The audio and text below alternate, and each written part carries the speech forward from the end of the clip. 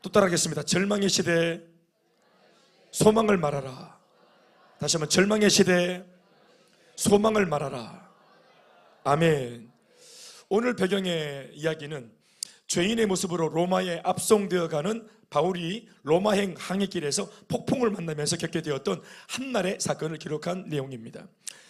그러나 이 사건은 단순한 폭풍 이야기가 아니라 자세히 들여다보면 영적인 사건입니다.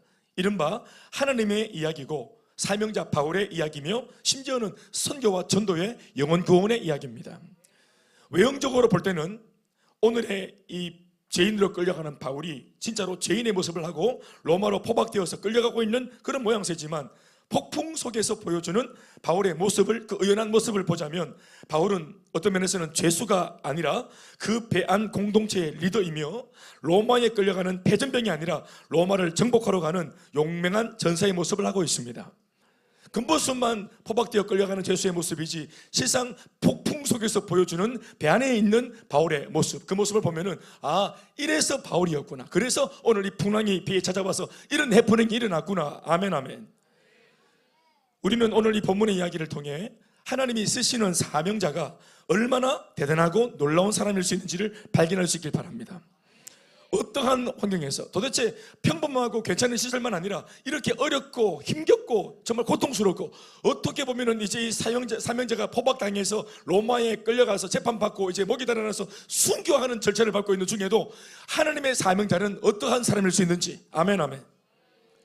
그래서 우리 역시도 인생 폭풍을 만난 이 시대 사람들에게 바울처럼 삶의 대안을 말해줄 수 있는, 인생의 해답을 줄 수 있는, 절망의 시대에 소망을 말해줄 수 있는 사람 되기를 간절히 소망합니다. 오늘 본문은 9절에서 44절까지나 되는 긴 이야기로 되어 있습니다. 사실은 이걸 다 다루어야 합니다. 읽어야 되었던 거죠. 이 이야기는 다른 게 아니라 죄수가 된 바울이 배에 태워진 채 로마로 가는 여정 중에 치열했던 14일, 2주 동안의 항해 일지를 기록한 본문입니다. 이번 항해 여정에 대해 바울은 출발 전부터 이 항해를 속행했다가는 극심한 고전을 면치 못할 것이라고 이미 예언을 한 바 있습니다. 그런데 죄인이 예언을 하니까 이 말을 아무도 안 들었죠. 그 누구도 죄수의 말에 귀 기울이지 않았고 뭔가 불안한 분위기 속에서 로마행 항해는 시작이 되어집니다. 9절과 10절 말씀 읽어보시겠습니까? 같이 시작. 다 같이 읽어주세요. 소리내어 시작. 여러 날이 걸려 금식하는 절기가 이미 지났으므로 항해하기가 위태한지라 바울이 그들을 권하여 말하되, 여러분이여, 내가 보니 이번 항해가 하물과 배만 아니라 우리 생명에도 타격과 많은 손해를 끼치리라 하되. 그러나 이렇게 뭔가 좋지 않은 예감을 가진 바울이 이런 말을 해줬는데도 불구하고 사람들이 귀담아 듣지 않았던 이유는 그가 죄수였기 때문에 그렇습니다. 얼마 지나지 않아 그런데 진짜로 이 배는 바울의 경고한 대로 바다 한가운데에서 폭풍을 만나게 되는데, 그것도 그냥 폭풍이 아니라 강력한 초대형 폭풍을, 그것도 갑작스럽게 예고 없이 돌발 상황 가운데 만나게 되어집니다. 그러니까 빼도 박도 못하는 큰 위기를 만난 것입니다. 이 폭풍은 이전까지 결코 그 누구도 경험해보지 못했던 초대형 폭풍이었습니다. 웬만한 사람이 한 해에 한두 번쯤은 폭풍을 경험하는 법인데, 이 시절 이 14조 안에 이 바울을 데리고 가는 이 배가 만났던 풍랑은 정말로 한 번도 그 시절에는, 이런 시즌에는 경험하지 못했던 풍랑이었고, 이제까지 그들이 살아생전 경험했던 풍랑 중에서도 가장 강력한 초대형 강력한 폭풍이었습니다. 그 배에서 잔뼈가 굵은 선장이나 심지어 배 주인이었던 선주나 다른 어떤 사공들도 전혀 해결할 수 없는 그런 굉장한 풍랑이었습니다. 처음 3일 정도는 나름대로 선방을 했지만 이 폭풍의 위력이 잦아들 기미가 없이 오히려 더 커지고 강해지기 시작하자 사람들은 죽음의 공포에 사로잡히게 되었고 배 안은 아수라장이 되어버렸습니다. 18절에서 20절 말씀을 함께 읽어보시겠습니다. 시작. 우리가 풍랑으로 심히 애쓰다가 이튿날 사공들이 짐을 바다에 풀어버리고 사흘째 되는 날에 배의 기구를 그들의 손으로 내버리니라. 왜 이런 짓을 합니까? 살려고, 어떻게 하든지 살아보려고 자기들 나름대로의 노하우를 쓰고 있는 것입니다. 20절 시작. 여러 날 동안 해도 별도 보이지 아니하고 큰 풍랑이 그대로 있음에 살 소망이 전혀 없어. 구원의 여정마저 없어졌더라.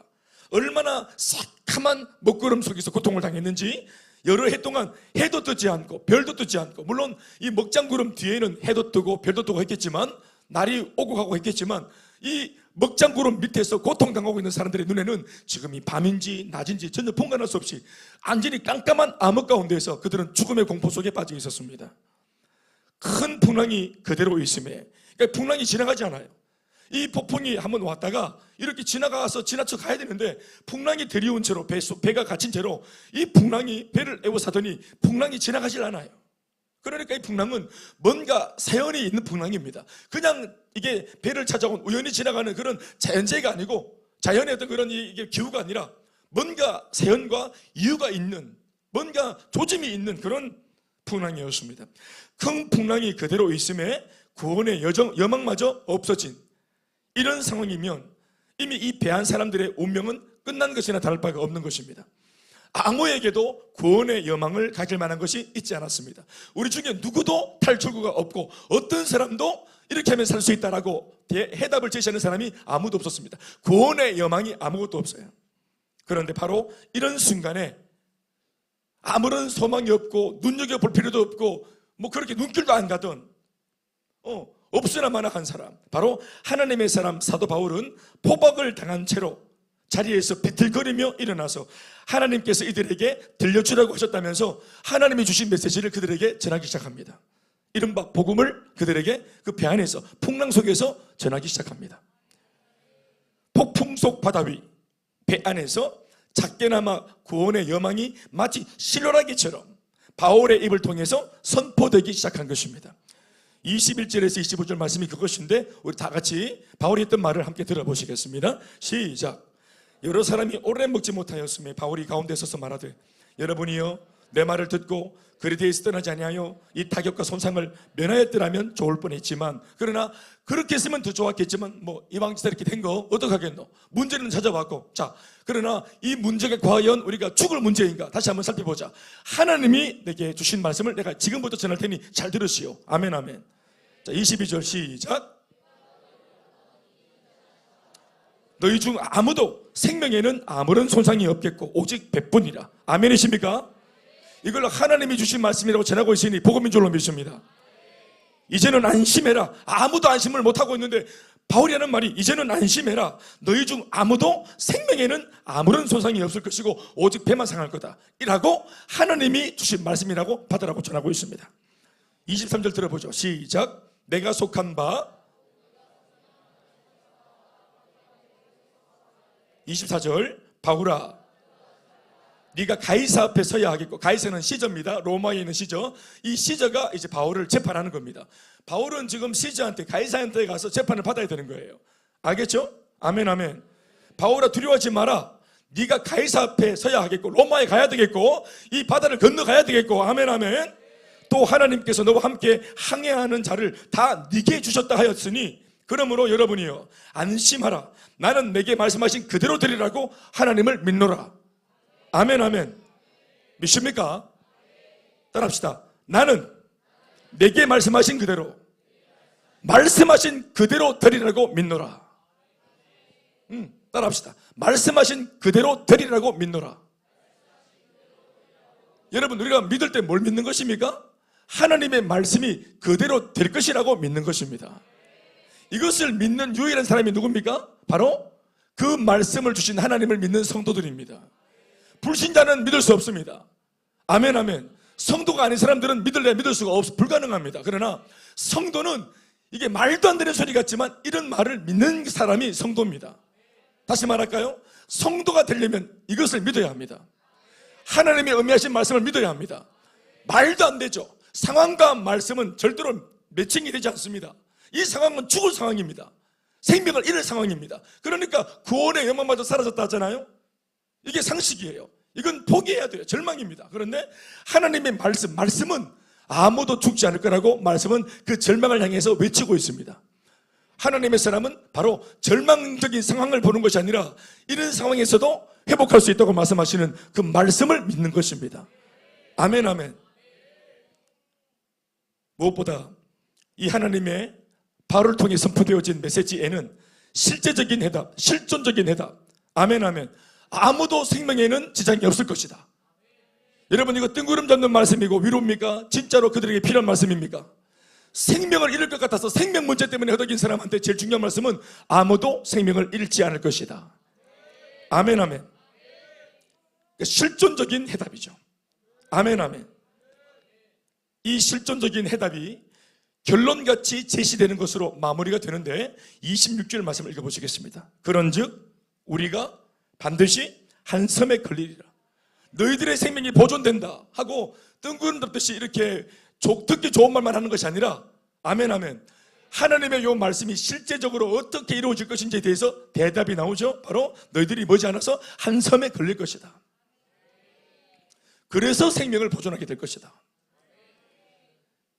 그리고는 실제로 말씀 선포 이후에 며칠이 조금 더 지나고 폭풍을 만나 시달린 지 14일 정도가 되던 날 자정 무렵이 되자 배가 섬 가까이에 이르렀다는 사실을 사공들이 가장 먼저 직감적으로 알아차리게 되어집니다. 왜 직감적으로 사공들이 먼저 알아차렸을까요? 그들이 전문가이기 때문입니다. 사공들은 전문가, 뱃사람들은 전문가이기 때문에 압니다. 지금 뭔가 섬 가까이에 다다르고 있다는 사실을.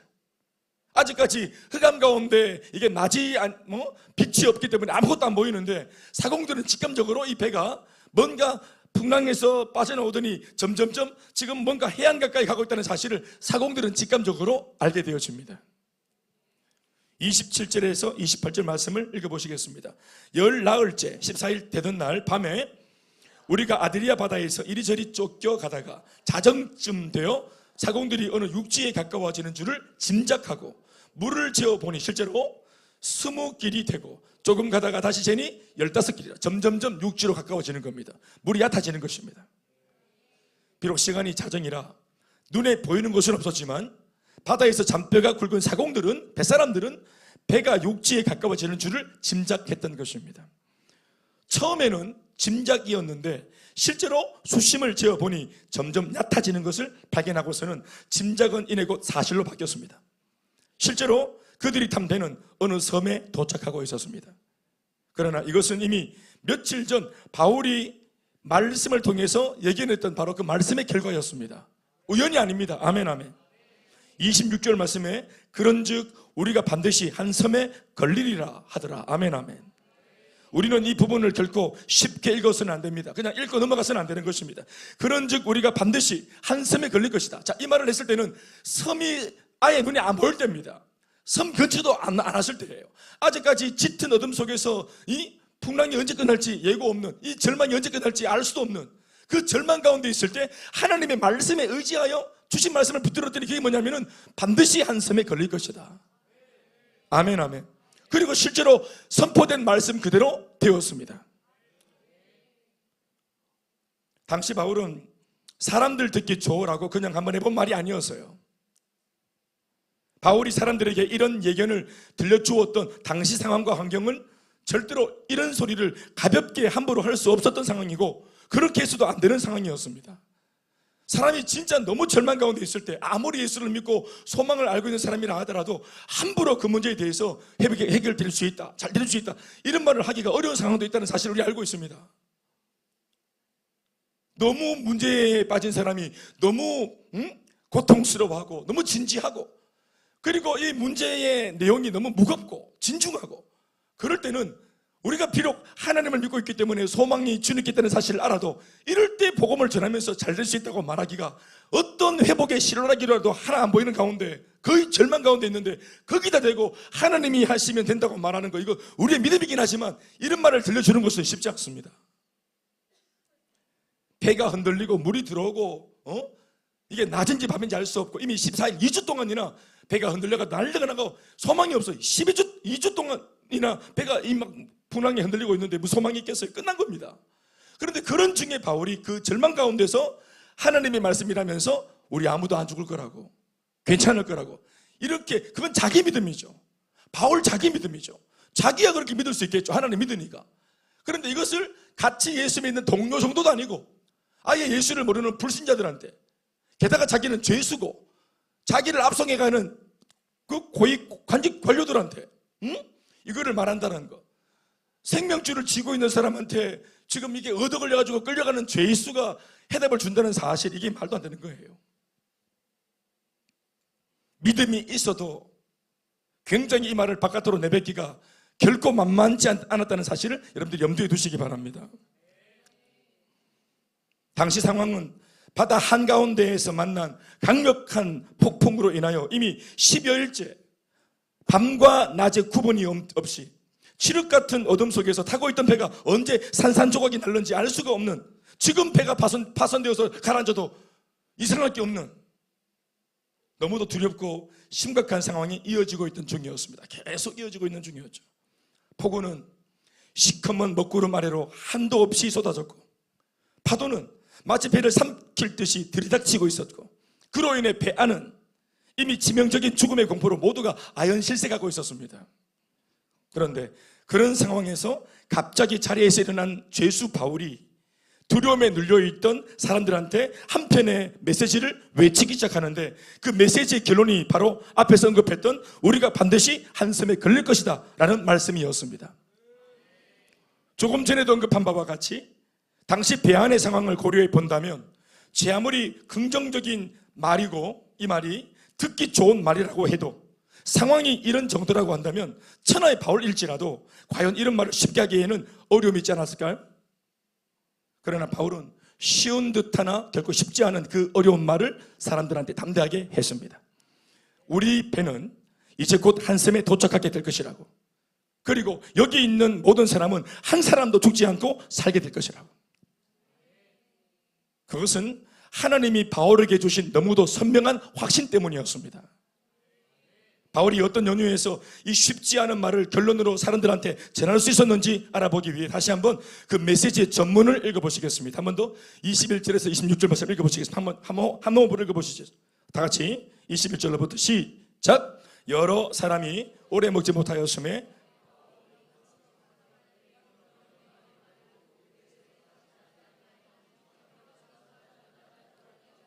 22절, 이제는 하신 말은 너희 중 아무도 생명이 있는 아무런 소상이 없겠고 오직 백본이라. 내가 속한 바 곧 내가 섬기는 하나님의 사자가 어젯밤에 내 곁에 서서 말하되, 바울아 두려워하지 마라. 네가 가이사 앞에 서야 하겠고 또 하나님께서 너와 함께 항해하시는 자를 다 네게 주셨다 하였으니, 그러므로 여러분이여 안심하라. 나는 내게 말씀하신 그대로 되리라고 하나님을 믿노라. 그런즉, 다시 한번 더, 그런즉 반드시 한섬에 걸릴 것이다 라고 하는 바울 메시지의 결론은 사실 모두가 원하는 바입니다. 그 말이 진짜였으면 좋겠다. 사실 그 배 안에 있는 사람들이 진짜로 원하는 말씀이었고 메시지였습니다. 사람들의 말이 우리도 당신 말처럼 그렇게 되었으면 좋겠다는 것입니다. 진짜로 섬에 걸렸으면 좋겠다는 것입니다. 그런데 이 일이 반드시 이루어질 것이라고 호언장담하는 그 근거를 바울은 무엇이라고 하고 있습니까?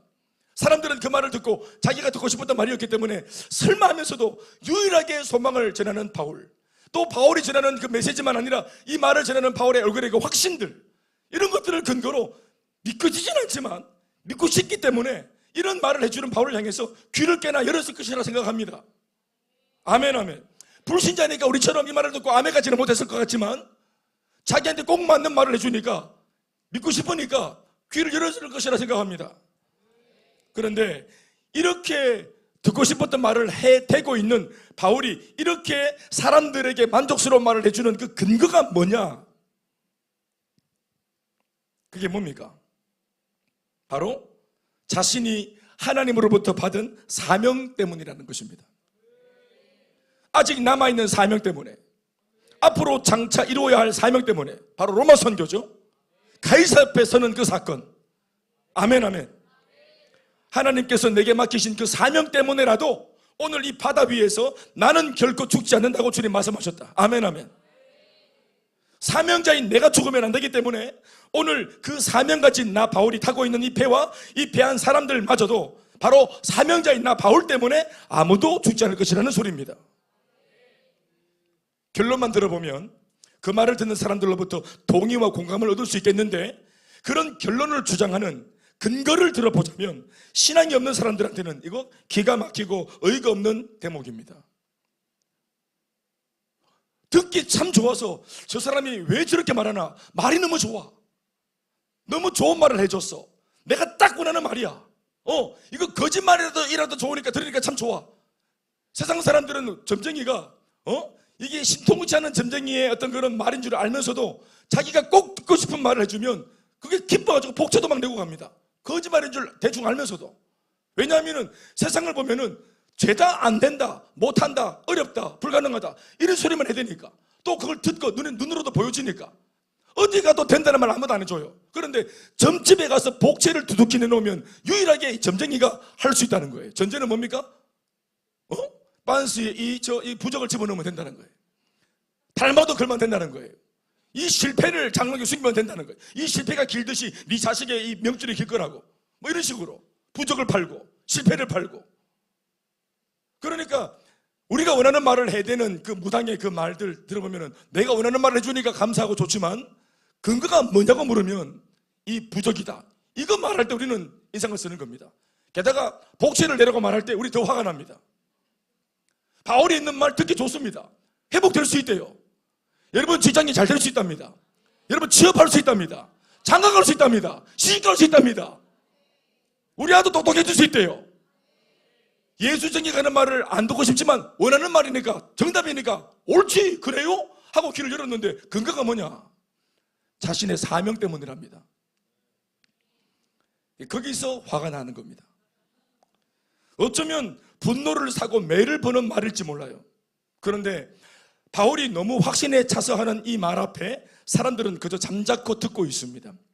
무엇보다 바울의 이 짧고 굵은 확신에 찬 선언을 인상 깊게 듣고 있었던 사람이 하나 있었는데, 바로 바울을 로마까지 이제 압송하여 데려가는 책임을 맡은 바로 백부장 율리오라는 사람이었습니다. 아무튼 14일을 꼬박 채운 폭풍이 물러가자 그 폭풍에 이끌려 온 배는 어느새 바울의 예견대로 어느 한 섬에 가까워지고 있었습니다. 그리고는 27절에서 28절의 내용과 같이 사공들이, 아까 말처럼 이 사실을 사공들이, 밧사람들이 제일 먼저 이 사실을 수심을 재면서 확인하게 된 겁니다. 바울의 말대로 그들 모두는 한 사람도 빠짐없이 폭풍 속에서 생존했습니다. 하나님의 사람의 말이 맞았습니다. 만약 이것이 사실이라면 바울의 고백처럼 바울이 하나님으로부터 받은 그 사명, 그의 남은 사명이 이 배한 모든 사람들을 살린 겁니다. 이것을 꼭 명심하십시오. 사명자는 사명을 다하기까지 절대로 죽지 않습니다. 사명자는 이 사실을 확신하되 죽음의 공포가 에워싸는 폭풍 속에서도 이 사실을 확신할 수 있어야 합니다. 더불어 사명자는 함부로 낙심하거나 좌절해서도 되지 않습니다. 왜냐하면 내가 무너지면, 사명자인 내가 무너지고 내가 두려워하고 내가 낙심하면 나와 함께하는 사람들이 다 무너지게 돼 있기 때문에 그렇어요.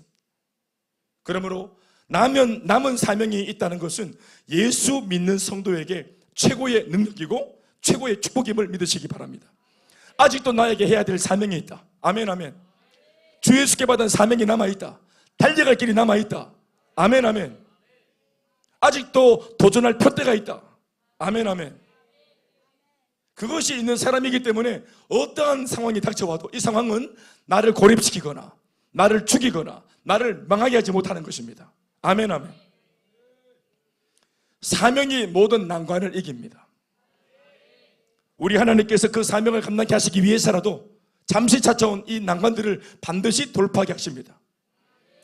바울을 로마까지 데려가는 것은 바울의 의지가 아니고 하나님의 의지입니다. 로마 선교를 위해서라도 그 가이사 앞에 세우는 것은 바울의 의지나 용기가 아니라 하나님의 의지입니다. 그러니 하나님의 계획이 아직까지 이루어지지 않았기 때문에 그 과정 속에서 어떤 난관이 있더라도 돌파하게 될 수밖에 없는 것이에요. 이 사명자를 마귀가 막을지라도 마귀 따위가, 환난과 시련 따위가 사명자의 걸음을 막을 수 없습니다. 이 배는 이제 곧 한 섬에 도착합니다. 그런데 이 사실을 가장 먼저 발견한 사공들은 어이없게도 엉뚱한 짓을 하기 시작하는데, 이 사실을 자기들끼리만 공유하고 그 야심한 밤 아무도 모르게 구조선을 타고 자기들끼리만 도망하려고 시도를 한 것입니다. 30절 말씀입니다. 사공들이 도망하고자 하여 이물에서 닻을 내리는 채 하고 거룻배를 바다에 내려놓거늘 한. 거룻배라고 하는 것은 일종의 선체에 묶여있는 구조선입니다. 유사시 탈출용으로 배 옆에 묶어놓은 소형배를 말하는 것입니다. 이 구조선을 띄워 아무도 모르게 자신들만 생존하고자 시도를 했던 것입니다. 만에 하나 지금과 같은 비상 상황에 바다를 알고 물때와 물길을 아는 전문가인 사공들, 뱃사람들이 사라지게 되어지면 섬 근처 인근 바다에 그들이 간신히 왔더라도 완전하게 안전한 곳까지 가지 못하기 때문에 거기에서 또 다른 낭패를 만날 것이 자명합니다. 반드시 사공들이 있어야 됩니다. 아멘, 아멘. 그런데 다행히도 이렇게 도망가려고 하는 쪼잔한 모습을 보이는 사공들의 이 치사한 모습을 바울이 포착합니다. 바울이 봅니다. 그 즉시 바울은 백부장과 군인들에게 명령해서 사공들 전부를 막도록 지시했고, 모든 군인들은 바울의 지시를 따라 일사불란하게 상황을 정리합니다. 31절에서 2절까지 말씀. 바울이 백부장과 군인들에게 이르되 이 사람들이 배에 있지 아니하면 너희가 구원을 얻지 못하리라. 뱃사람 들었으면 우리 망한다. 그러니까 이거 잡아야 된다. 못 도망가게 잡아라. 그랬더니 이 군인들이 거룻줄을 끊어 떼어버리니라. 다 자면하십시다. 못 도망가게 구조선을 떼어서 버려버립니다. 사공들이 못 도망가게. 아멘입니까?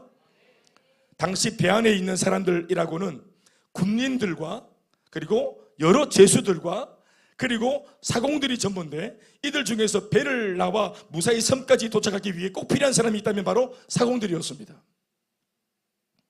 그들은 적어도 이 배 안에서는 이 부분에 있어 유일하게 전문가들이었기 때문에 섬 근처까지 왔다고 하더라도 지금부터는 이들의 도움이 절대적으로 필요한 상황입니다. 뱃사람이 있어야 돼요. 어설프게 섬 쪽으로 접근하다가 자칫 배가 암초에 걸려 좌초하게 되면 아직까진 만만치 않은 수심 때문에 큰 어려움을 당할 수도 있는 것입니다. 그런데 이런 상황에서 사공들이 자기들만 살겠다고 잔꾀를 부려 구조선을 몰래 내리다가 바울에게 들킨 것입니다. 바울은 백부장과 군인들에게 명령해서 부탁한 게 아닙니다. 바울은 백부장과 군인들에게 명령을 합니다. 죄수가 명령을 합니다.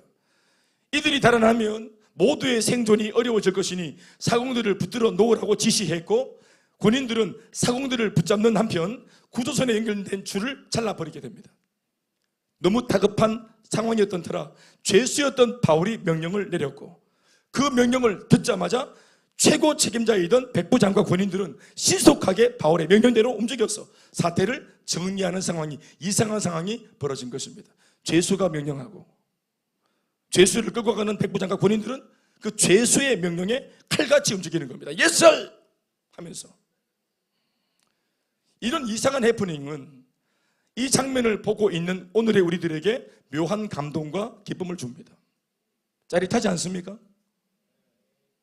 게다가 이런 일련의 상황들 속에서 성경은 바울을 계속 처음부터 끝까지 바울의 모습을 잠잠히 지켜보며 조금씩 달라져가고 있는 백부장 율리오의 심경의 변화를 우리들에게 알려주는 일을 놓치지 않습니다.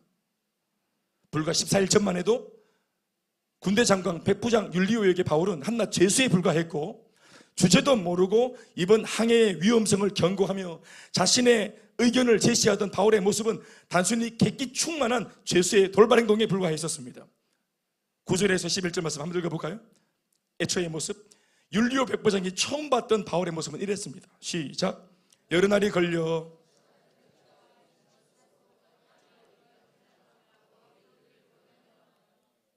말하되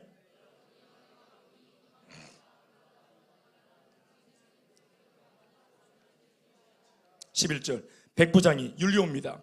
백부장 율리오가 선장과 선주의 말을 죄수 바울의 말보다 더 믿더라. 그러니까 이 당시만 해도 율리오의 눈에는 바울은 정말 이건 아무것도 아니었던 겁니다.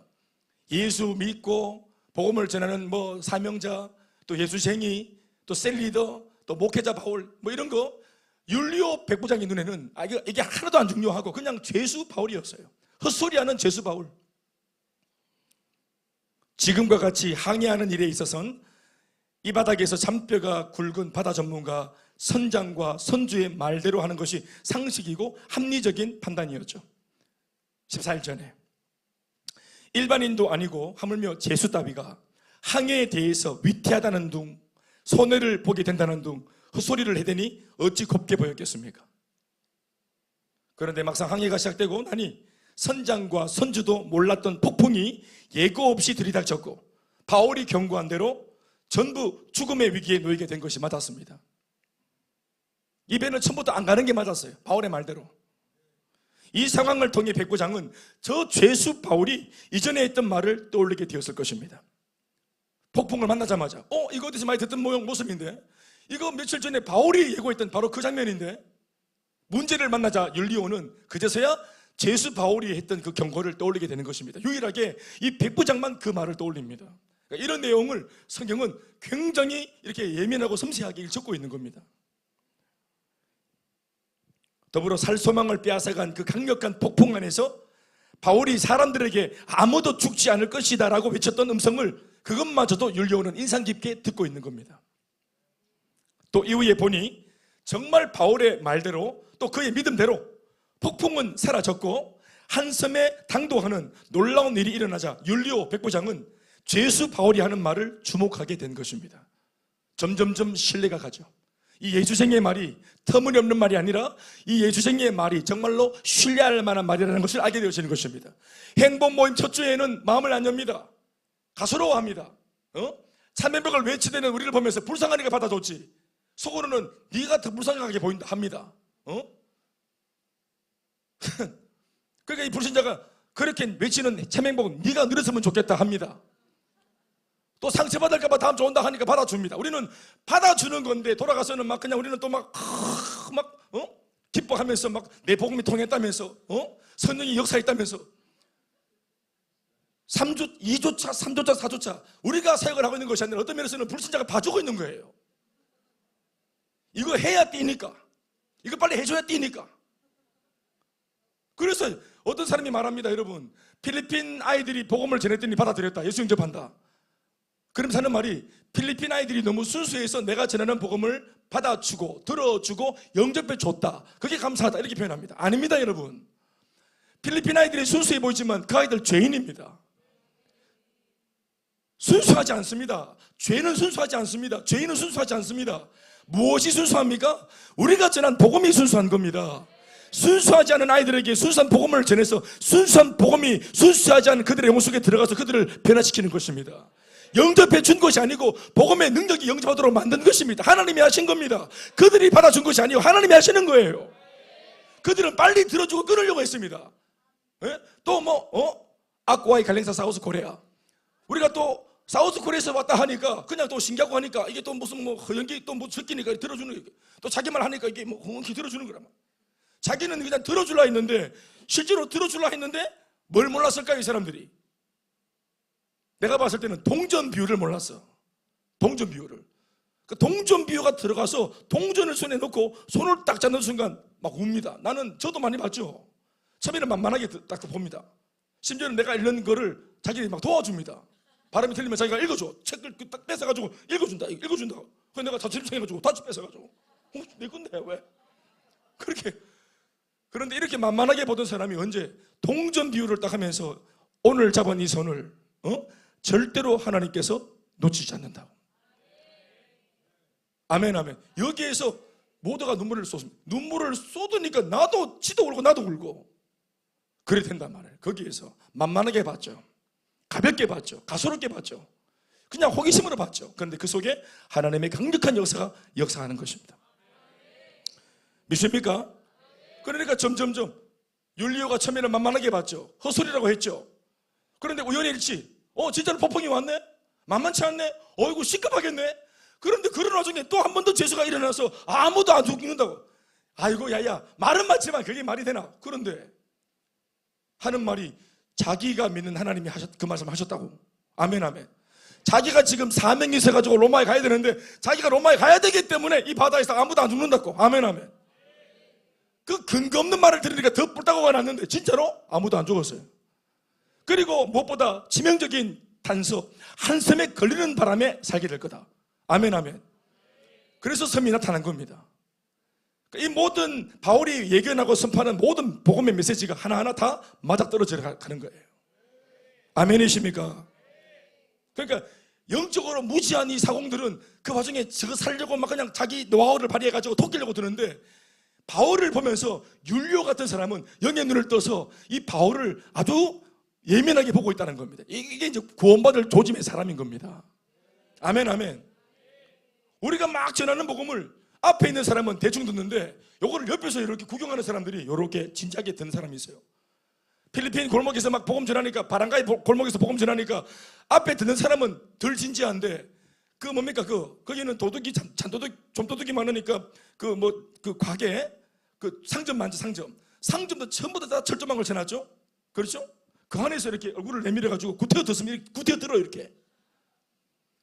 그리고는 나와가지고 진지하게 영접을 하고, 옆에 있는 사람들, 하나님의 사람이 무슨 말을 하는지 그것을 눈여겨보는 사람이 있습니다. 아멘, 아멘. 그래서 복음은 빗 맞아도 한 방인 것입니다. 아멘입니까? 원래 제가 타겟으로 잡았던 베스트는 이 사람이었어요. 그런데 이 사람은 사라지고 이 사람 건너 사람들이 나타나는 거예요. 저는 신경아를 몰랐습니다. 저는 이영주 씨를 몰랐어요. 원래 제가 알았던 분은 이분들의 지인이었습니다. 그 여자분을 제가 알았던 거예요. 제가 원래 몸담은 교회에 복음을 제가 맡은 교구가 한 700명에서 800명 되었어요. 한 교구가 사람이 많았습니다. 그 700명, 800명 제가 이제 맡아가지고 열심히 신방하고 또 이제 뭐 격려하고 응원하고 이렇게 했죠. 이렇게 하는 중에 거기 짱믿음 홀로 예수 믿는 부인들이 있어서 제가 나는 행복 모임을 할 수 있고 복음을 전하고자 했고, 아멘, 아멘. 그래서 그 교회는 둔하기를 안 하니까 아침에 출근해서 저녁에 퇴근할 때까지 이제 사역을 다 하고 6시에 퇴근하고 내 집에 갈 때, 우리 이웃 보러 갈 때, 집에 갈 때 집에 안 가고 저는 행복 모임을 하러 간 겁니다. 그때 그건 내 시간이니까, 내 시간. 그 시간에 나는 복음을 전하기로 마음을 먹고 그때 6시부터 새벽 2시까지 행복 모임을 3개도 하고 5개도 하고. 누구랬냐? 바로 내가 몸담은 교구에 있는 부인들, 그들의 남편들, 그들의 부모들, 그들의 자식들, 그들의 아이들, 아들, 딸들, 그들을 찾아가서 복음을 전하고 행복 모임을 했죠. 그러니까 전도가 되었죠. 아멘, 아멘. 그러니까 내가 우리 교구에서 계속 이렇게 하니까 교구 아줌마들 전도할 때 이게 등록을 그분들, 그 여자분들 부인들의 이름으로 제가 등록을 시켰어요. 제가 나대면 안 되니까. 예, 제가 둔할게 하고 이거 행복 모임하고 전도하는 걸 아무도 안 좋아합니다. 그래서 제가 비밀리에 전도하고, 이걸 왜 비밀리에 있는지 모르겠네. 비밀리에 전도하고 부인의 이름으로 등록시키고. 그러니까 이게 비밀리에 일어난 일이지만 이 부인들이 또 입이 가만히 있습니까? 비밀을 지켜줍니까, 이 부인들이? 그러니까 나팔수처럼 옆에 있는 교구에 아는 자기 지인 집사님한테, 아이고 있잖아 집사님, 우리 남편 그 양반이 전도됐잖아. 한 마리 순한 양이 내가 예수를 영접하고 교회 등록했잖아. 어찌 그리 됐노? 우리 교구 김대 목사님 전도했지. 그래? 네 이름으로 등록 안 했나? 알고, 비밀은 사실은 그 김 목사님 전도한 거야. 그래? 한두 명이 아니래. 우리 교구에 지금 난리가 나서. 그래, 알았어. 그러더니 이분이 자기 교구 박 목사님 찾아가, 목사님도 전도해 주세요, 우리 남편.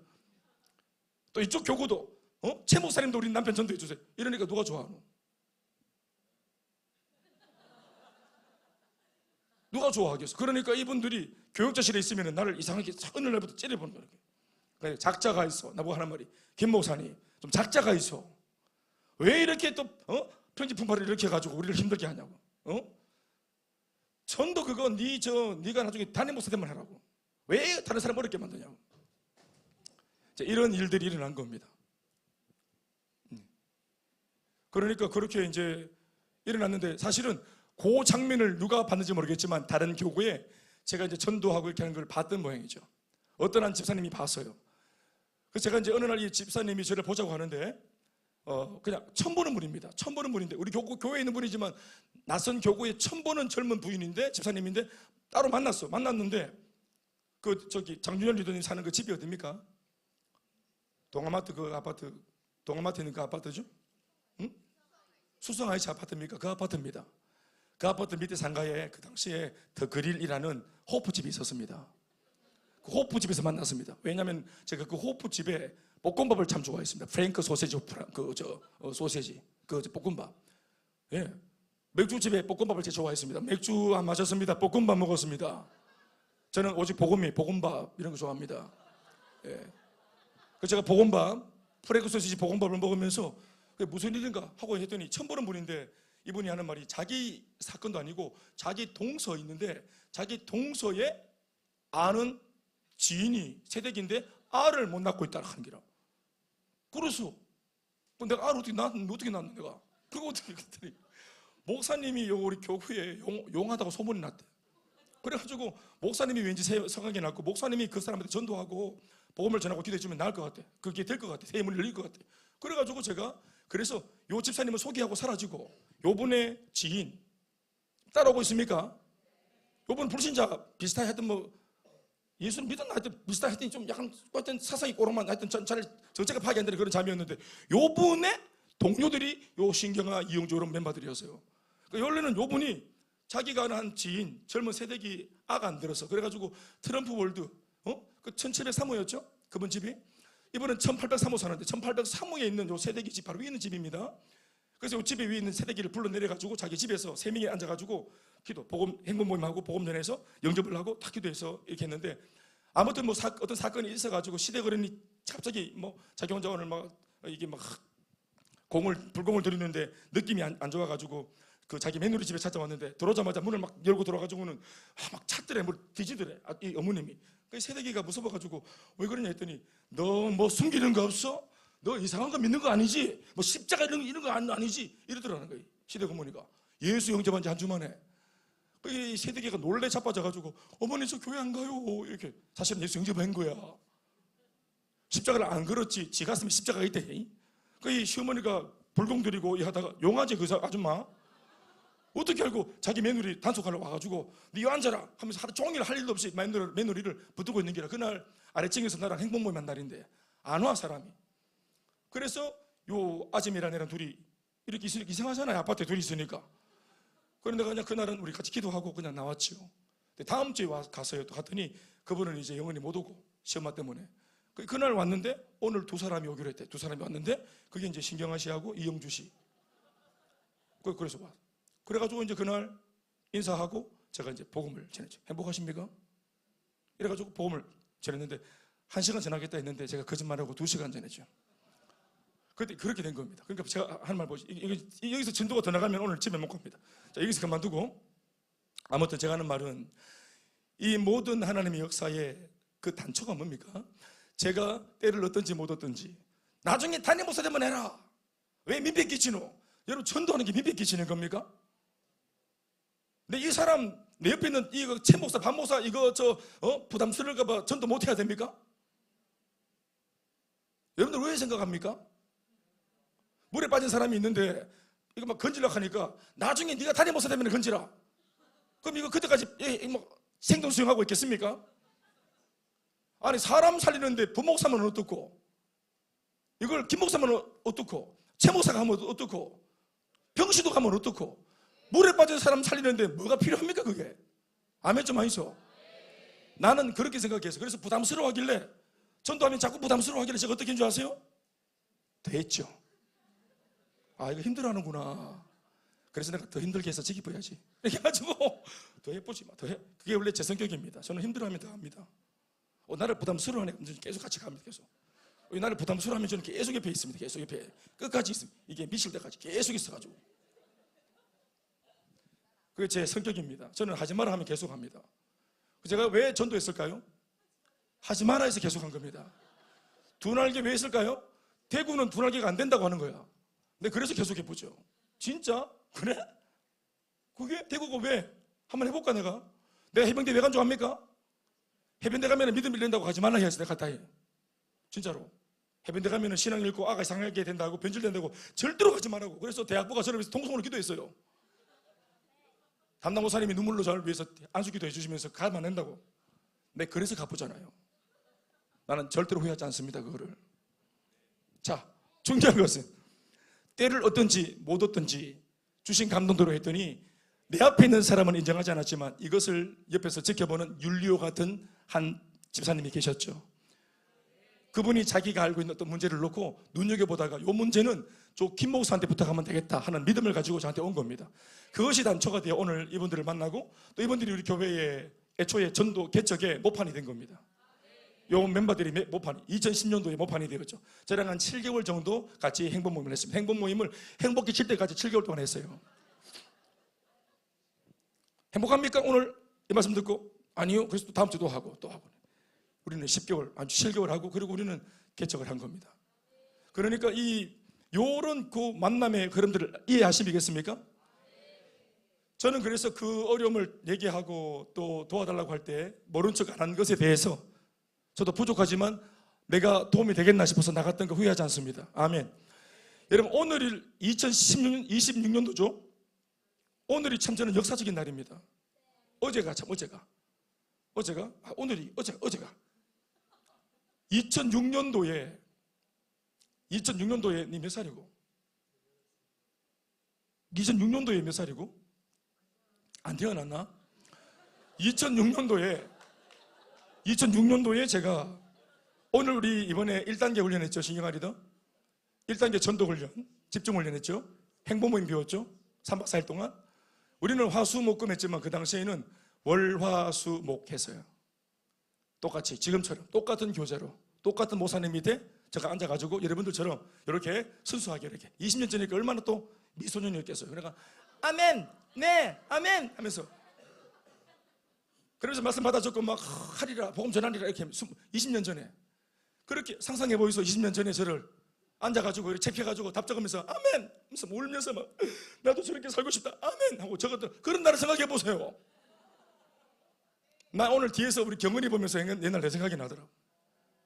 하나하나 알아갈 때 찬양하는 모습이 달라지고 우리 경은이가 찬양할 때 얌전하게 이렇게 했는데 오늘 이번에 보니까 찬양할 때 막 이렇게 달라져. 몸쓰대 잠깐 몸씁니다. 집중훈련은 집중적으로 알을 바꿉니다. 이렇게 뒤에서 나는 하나하나 다 관찰합니다. 나는 성도들이 변해가는 모습을 보는 게 난 너무너무 행복해요. 20년 전에 저도 그랬거든. 내가 다 했던 겁니다. 저거. 그러니까 제가 그래서 목요일 날 마치고 돌아왔지. 얼마나 지치고 사실은 몸은 피곤하단 말입니다. 3시 오늘처럼 3시에 딱 마치고 대구에 이제 올라왔어요. 올라와가지고 제 사무실에 이제 딱 앉아가지고 있었더니 목사님께서 이제 오셔가지고 김 목사 왔나? 저 뭐 훈련 갔다 왔는데 집에 가라 그러더라고요. 그래서 어쩐 일로 집에 가라 하나 싶어가지고 집에 갈까 싶어서 일어나가지고 이제 일어났는데 따르릉 제 방 저기 뭡니까 책상에 전화가 울려서 이 전화를 안 받았어야 되는데 이 전화를 딱 받는 순간 그 당시 그 박아무개 집사님이 하시는 말씀이 내가 이제 우스갯소리로 이번에 내 훈련 받으러 가면 내 용한 목사대가 올게 이렇게 했거든. 그리고 이분이 목사님 용에서 오셨어요? 내 지인한테 목사님 아는 목사님 중에서 용한 목사 있다고 내가 자랑했어요. 오늘 좀 오세요. 그러길래 속으로 막 피곤해 죽겠는데 집에 가고 싶은데 어딘데요? 그랬더니 효성아동병원요. 그거 왜 가는데요? 내 전도하려고 하는 베스트 요 아줌마 있는데 요 아줌마 애 26개월짜리 영준이가 지금 월요일날 목사님 훈련 받으러 간 그날 입원했잖아요. 장염으로. 지금 내가 정신을 못 차려요. 그래서 그 얘기를 듣고 제가 정말 피곤한데 내일 가면 이렇게 안 하고 제가 네 갈게요 하고 전화 끊어서 그리고 정말 막 안 내키는 마음으로 이러면 안 되는데 안 내키는 마음으로 우독하고 솔직한 마음이 그런데 안 내키는 마음 이건 또 왜 아빠가 장염을 해가지고 아이가 또 왜 안 내키는 마음으로 또 용한 모사 왔다 하니까 내 그래 내 용하나 하면서 그래가지고 차를 몰고 효성병원 거기 아동병원 5층에 가가지고 띵동 하면서 엘리베이터 딱 열고 나가니까 바로 앞에 그 박집사가 딱 서 있더라고. 아유 목사님 하면서 또 이분은 나랑 한동안 행복 모임을 열심히 열다가 다음에 암으로 천국 가셨습니다. 아주 젊은 집사님인데 저랑 아주 신나게 복음 전하고 얼마나 우리 잘 맞는 죽이 잘 맞는 파트너인지 몰라요. 참 젊은 분이고 참 좋고 되게 건강하고 또 미소가 참 예쁜 그런 집사님이셨는데 그래 갑자기 급성으로 하나님 데려가 버렸어요. 아무튼 그 자매가 그렇게 저랑 같이 콤비가 되어 전도를 했었죠. 목사님 여기입니다 하고 문을 딱 여는데 사자머리를 이렇게 해가지고 엄마가 아도 아프지만 엄마도 아파 보이대.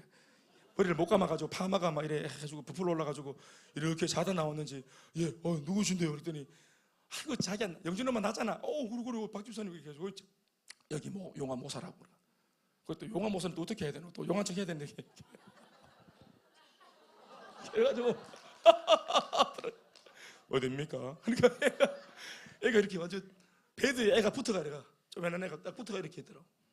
그래가지고 링거 이렇게 달고 그래서 제가 기도하겠습니다 하고 이제 생각은 억수로 복잡한데 도대체 이거 뭐 어떻게 해야 되노?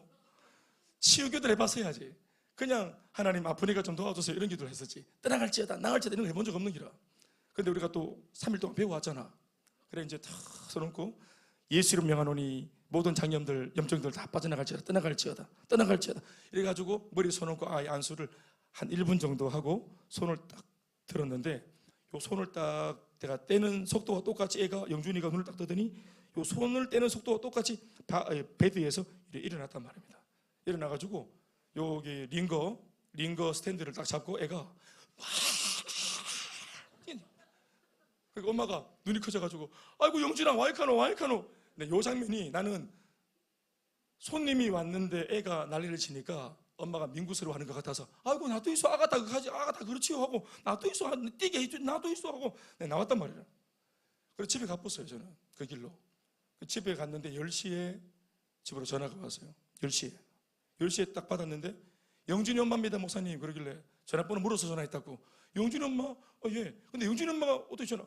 아이고 목사님 우리 이제 집에 왔잖아요. 그러길래 애는요? 하니까 아가 다 나왔죠. 어떻게 나왔어요? 예? 목사님이 기도해서 나왔잖아요. 그러니까 내가 예? 내가 기도했다고 나왔다고? 네?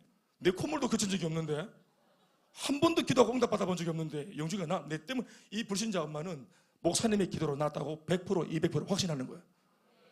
근데 내가 이게 너무 확신하고 그러니까 나도 확신했지. 그래서 그렇군요. 그랬더니 이분이 하는 말이, 목사님을 초청해서 신방 예배 가는 거 그것 좀 받고 싶다고 박 집사님한테 물었더니 그런 게 있다 하더라고. 내일 아침에 우리 집에 오셔서 신방 예배 가는 거 좀 해달라고. 그래서 내가 알았습니다. 전화를 끊고 금요일이죠. 금요일 날 딱 신방 예배를 가려고 마음먹었는데, 아니 불신자니까 내가 배웠던 행복 모임을 열어보자, 이거 선물 한번 해보자 하고 교재를 딱 들고 성경책을 내려놓고 갔죠. 가가지고 딱 들어갔습니다. 그래가지고 가서 딱 들어가니까 영준이는 말짱에 있고 엄마 있고 박 집사랑 나랑 둘이 들어가가지고 이렇게 저기 지산동입니다. 딱 앉아가지고 딱 했는데 행복 모임 교재를 딱 폈어요. 그래서 내가 어머님, 내가 지금부터 진짜로 행복한 얘기를 들려드리겠습니다. 그런데 성령께서 갑자기 딱 주시는 깨달음이 있었어요. 저한테. 이게 1호입니다. 제 1호 행복 모임이에요. 저는 지금까지 수백 개를 했습니다. 행복 모임을.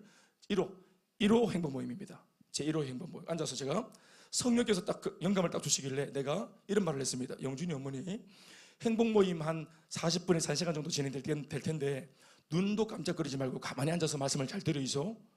마귀가 반드시 방해할 겁니다. 자, 이런 일이 있을 수 있습니다. 제가 복음을 전하는 결정적인 순간에 갑자기 영준이가 울 수 있습니다. 그러나 속지 마이소. 또 우리가 복음을 전하는 중에 바깥에서 갑자기 어떤 사람이 막 문을 두드리고 들어올 수 있습니다. 반응하지 마이소. 마지막 세 번째로 전화기 울릴 수 있습니다. 결정적으로 전화기 다 끄세요. 전화기 다 껐어. 박 지사님 끄세요. 그래서 행복 모임, 참 행복하시죠? 진도를 딱 들어갔습니다. 생애 첫 행복 모임. 얼마나 떨리겠노? 딱 들어가서 이제 막 이게 점점점 빌드업이 되더니 기승전이 되어서 딱 이렇게 영적인 분위기가 만들어져서 감동적인 장면으로 딱 들어가서 딱 터지려고 하는데 영준이가 빨빨빨빨 끼가지고 요 옆에 요 간이벽 옆에 지 놀이 공간이 있는데 골로 뽀로로 들어가더니 갑자기 가자마자 뭐가 막 우당창창 하더니 막 애가 뭐야 하는 거야.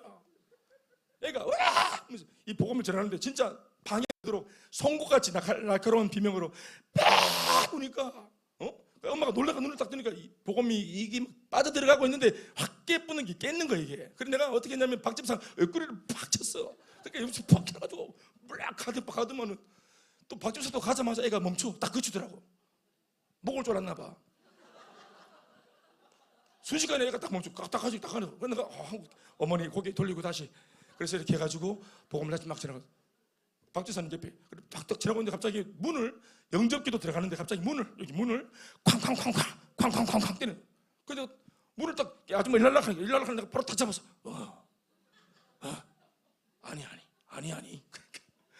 그러니까 박 집사가 들어오니까 문 딱 여니까 우리 집 두드리는 게 아니고 세 번째 집을 두드리는데 여기를 두드리는 것처럼 소리가 나타나요 말은.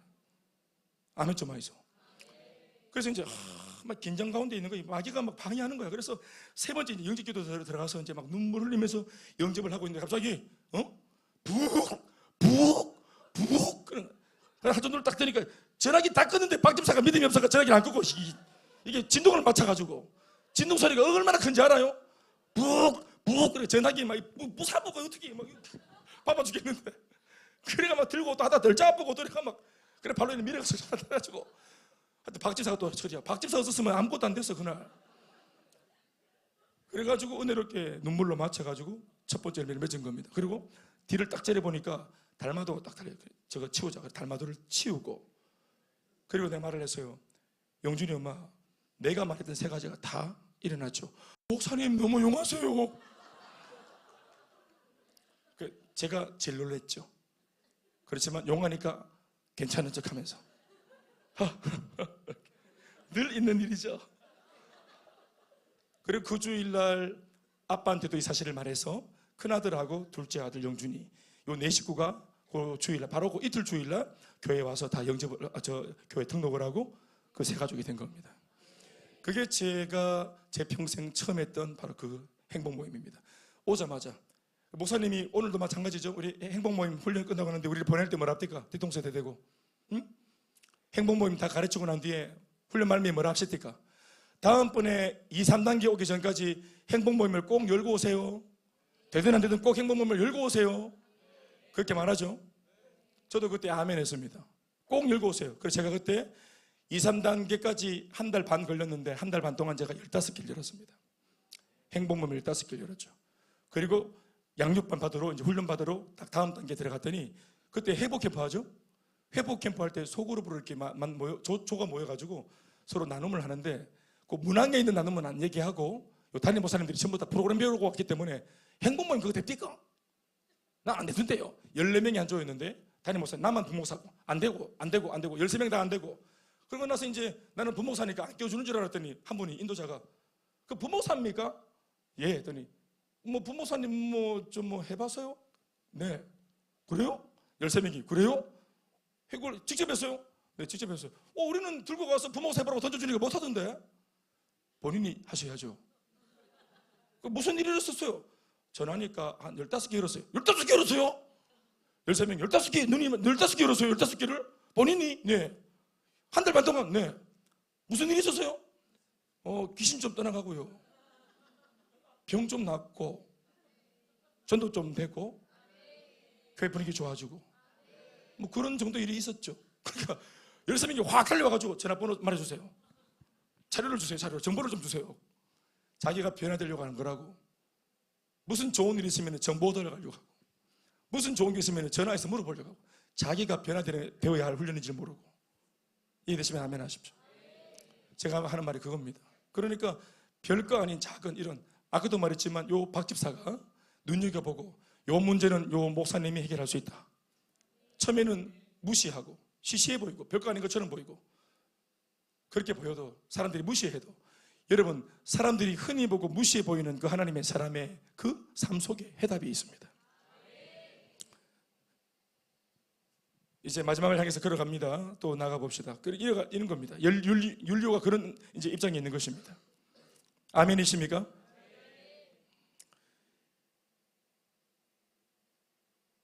군인들 역시도 사공들처럼 다를 바가 없이 상황이 어려워지니까 사공들처럼 군인들조차도 자신들부터 살아보자는 생각이 지배적이었고, 자칫 죄수들이 폭동을 일으키면 자신들에게 위험이 닥칠 것을 염려해서 차라리 죄수들을 죽이자고 자기들끼리 의견을 모았던 모음입니다.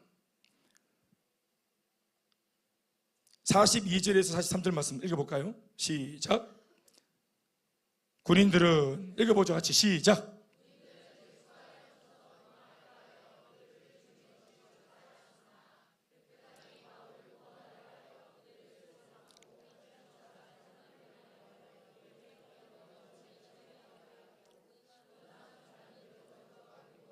43절까지 다시 아멘 합시다.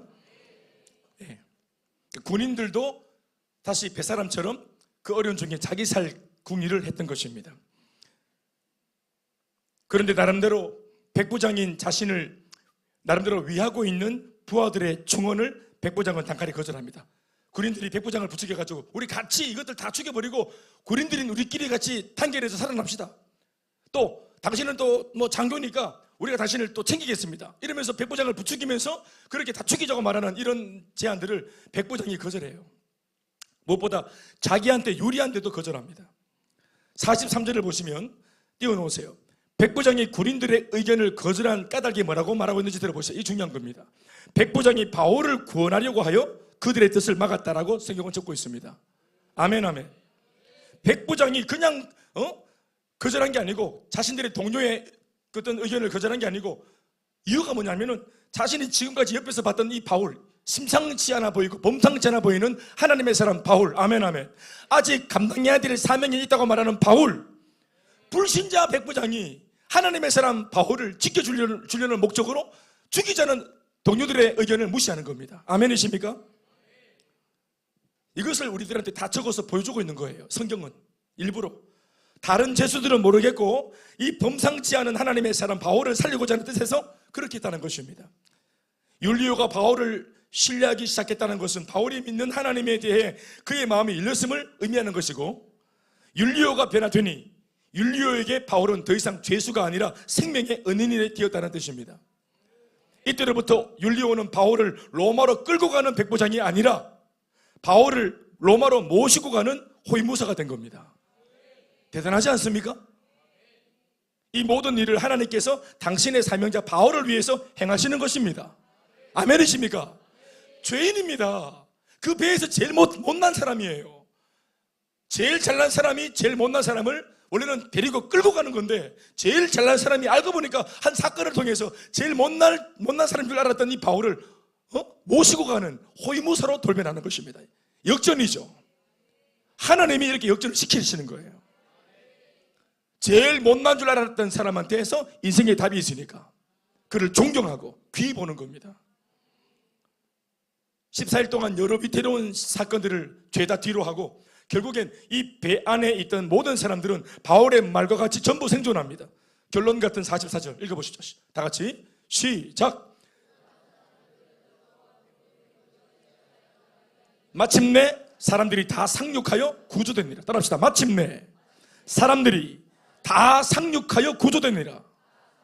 아멘, 아멘. 모두가 살 것이라 말씀하신 하나님의 말씀하신 그대로, 또 그 말씀하신 그대로를 믿었던 바울의 믿음대로 마침내 사람들은 그 응답의 섬에 상륙했고 모두 구조되었습니다. 이 모든 것을 하나님께서 하셨습니다. 사실 이 14일간의 폭풍 이야기는 단순한 폭풍 이야기가 아닙니다. 서론에서 언급한 바와 같이 오늘 이 본문 속 폭풍 이야기는 하나님의 이야기이자 바울의 이야기이고, 나아가 그 무엇도 결코 막을 수 없는 하나님이 바울을 통해 이루어 가시는 선교의 이야기인 것입니다. 사람 살리는 구원의 이야기입니다. 14일간의 짧은 항해와 폭풍 스토리를 통해 하나님께서 바울에게 들려주시는 음성이 있죠. 그것은 이 폭풍 앞에서의 승리가 앞으로 바울을 통해 펼쳐질 로마 선교의 결론이 될 것이고, 나아가 세계 선교의 결론이 될 것이라는 메시지입니다. 네가 이 풍랑 속에서도 절망 가운데 있는 사람한테 소망을 주어서 이기고 승리한 것처럼, 역전한 것처럼, 로마가 절망의 땅이고 복음 없는 온 세상이 절망인데 풍랑 만난 사람들인데 네가 한 섬이 있다고 복음을 전하게 되므로 사람들이 너를 통해서 살게 될 것이다. 여기에서 승리한 것처럼 앞으로도 모든 사역에서 너 승리할 거다. 앞으로 또 다른 인생의 난관과 예기치 못할 폭풍을 또다시 만나게 될 때, 바로 그 순간 오늘의 이 승리, 이 14일간의 지독한 폭풍을 돌파하고 이기는 이 승리를 기억해라. 이걸 떠올려라. 이것은 우리도 마찬가지입니다. 예수를 믿고 나아가는 우리 인생의 항해에도 예기치 못할 일들이 폭풍처럼 휘몰아칠 때가 있을 것입니다. 심지어 예수를 믿어도 말이죠, 때로는 사명을 앞세워 나가는 순간에도 그렇습니다. 그 바람에 신앙도 믿음도 말씀도 사명도 전부 흔들리는 쪽배 안에서 아무것도 아닌 것처럼 쓸모없다 여겨질 때도 있을 것입니다. 그러나 그럴 때마다 우리 역시도 오늘 바울의 이 폭풍 이야기를 기억하고 명심했으면 좋겠습니다. 해야 할 사명이 남아있는 하나님의 사명자는 결코 함부로 죽거나 망하지 않는다는 이 사실을 믿으시길 바랍니다.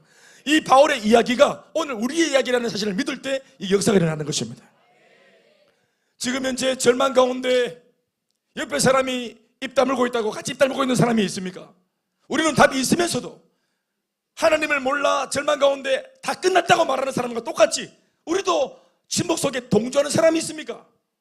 오늘 바울처럼 풍랑 속에서, 절망 속에서, 흑암 속에서 아무도 해코지 안 당할 거라고 소망을 말했던 바울과 달리 우리도 내심 그들을 따르고 무기한 채로 침묵 속에 동조하고 있지는 않습니까? 사랑하는 여러분, 절망의 시대에 소망을 말하는 사람이 필요합니다. 그 살벌한 폭풍 속에서 우리도 바울처럼 우리를 바라보고 있는 새 가족들과 세상 사람들에게 이렇게 자신 있게 비칠 수 있어야 합니다. 안심하십시오. 아무도 죽지 않습니다. 오늘 밤에는 아무도 망하지 않습니다. 우리가 반드시 한 섬에 걸리게 될 것이며 머지않아 반드시 어느 한 구원의 섬에 당도하게 될 것입니다. 사랑하는 여러분, 그 구원의 한 섬이 바로 우리 주 예수 그리스도이십니다. 우리가 섬이란 이 섬을 한자로 뭐라고 말합니까? 섬? 도라고 말하죠. 제주, 도, 울릉, 독. 그렇죠. 우리의 섬은 그리스도입니다. 죄송합니다. 하지 말 걸 그랬나.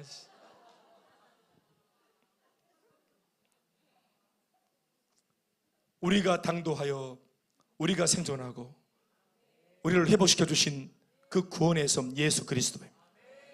바로 우리가 몸담고 있는 우리 공동체, 우리 교회인 줄로 믿으시기 바랍니다. 말씀 뵙겠습니다. 우리의 인생은 자주 항해에 비유될 때가 많죠. 인생은 바다 위를 떠다니는 배에, 항해하는 배와 같다, 이런 말 할 때가 있잖아요. 어떤 면에서 보자면 오늘 바울이 타고 가는 이 배의 항해길은 인생들의 여정과 같습니다.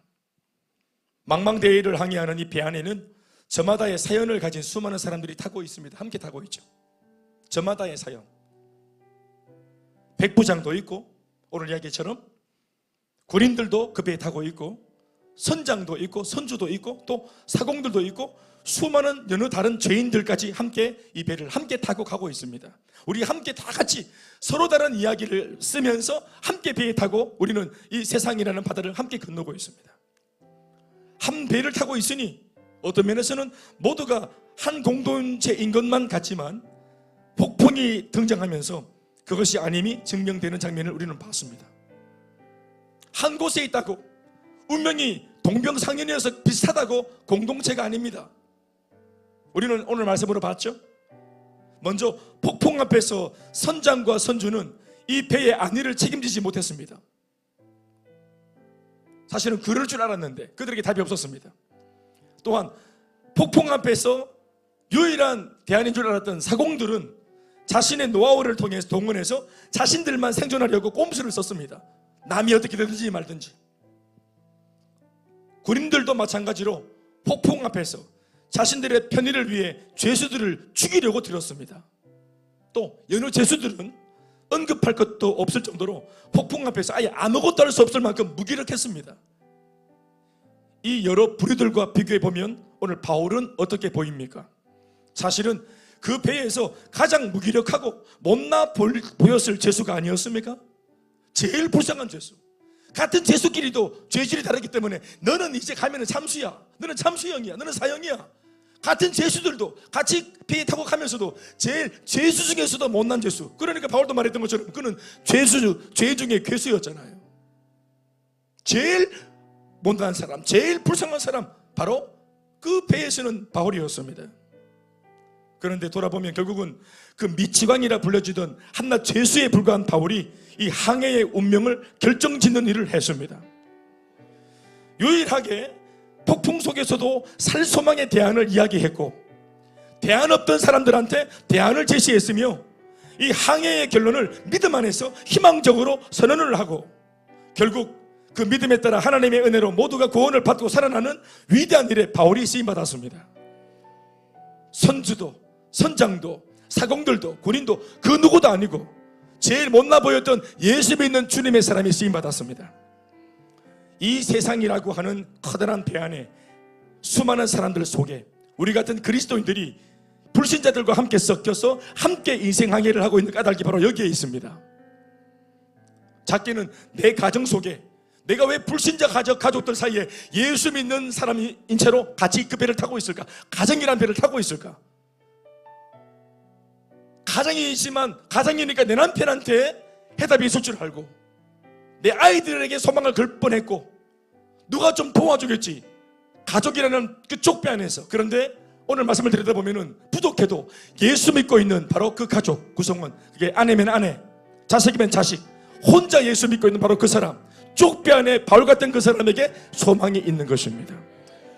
직장 안에 왜 그 수많은 불신자들 안에서 말단 사원인 채로, 지금은 내 가치를 전혀 모르는 채로 이렇게 무시당하면서 왜 그렇게 내가 그 직장에 있는 줄 아십니까? 오늘 바울처럼 소망을 말해주라고 그 자리에 있는 것입니다. 단순히 밥 벌어 먹으라고, 일하고 돈 벌어 먹으라고 있는 것이 아니라, 모두가 직장 갈 때는 수익을 위해서, 유익을 위해서, 이윤을 추구하기 위해서 사업도 하고 직장을 열지만 하나님의 의도는 달라요. 우리를 그 배에 태우신 하나님의 의도는 다릅니다. 절망의 시대에 소망을 말해주라고. 그것이 가정이든 직장이든, 그 배라는 것이 학교와 내 지인이든, 그 수많은 이름의 배 안에 우리가 구태여 함께 예수를 믿은 채로 승선에 있는 까닭이 바로 여기에 있는 줄로 믿습니다. 우리가 오늘의 바울이 되어 광풍을 만나고 풍랑을 만나고 고통하고 씨름하는 사람들한테 생명의 복음, 구원의 복음, 소망의 복음을 자신 있게 들려줘야 합니다. 과감하게 말하기를 바울처럼 안심하십시오, 우리가 반드시 한숨에 걸릴 겁니다, 하나님이 우리를 이 밤에 지키실 것입니다 말할 수 있는 이 절망의 시대의 소망을 말하는 유일한 사람들, 여러분, 그게 교회입니다. 교회가 그거 하라고 존재하는 겁니다. 우리가 그거 하라고 여기에 존재하는 것입니다. 선교가 뭐 하는 겁니까? 그 말 하러 비행기 타고 돈 들여 그 한마디 하려고 가는 겁니다. 절망 속에 있는 필리핀노에게, 인도인들에게 그 한마디를 전하기 위해 선교라는 이름으로 비행기 타고 돈을 들여 가는 겁니다. 한마디, 안심하십시오, 아무도 죽지 않습니다. 한숨에 걸릴 겁니다. 하나님이 도우실 것입니다. 여러분, 이 한마디가 얼마나 필요한 줄 아세요? 이 한마디가 사람들이 필요합니다. 이 한마디가 모자라서, 이 한마디가 없어서 인생을 끝내는 거예요. 가정을 끝내고 인생을 포기하는 겁니다. 이 한마디가 없어서. 예수 믿고 구원받는데 대단한 말이 필요합니까? 성경 전체를 읽고 이해해서 믿었습니까? 구원받았습니까? 예수는 그리스도시다. 예수가 그리스도시다. 너의 인생의 주인이 주님이시다. 우리 귓전에 이 한마디가 들려져서 우리가 살아나지 않았습니까? 한마디.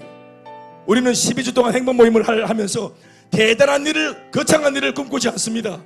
그들이 생전에 한 번도 듣지 못했던 한마디, 예수가 그리스도시다, 예수가 소망이시다, 이 삶과 가정과 가문의 내일의 미래는 주님이시다, 이 한마디를 전하기 위해 가는 것입니다. 쓰임받는 우리 교회, 쓰임받는 여러분 모두가 되시길, 쓰임받는 여러분들의 셀이 되시길 주의 이름으로 축복합니다. 박수 하시겠습니다.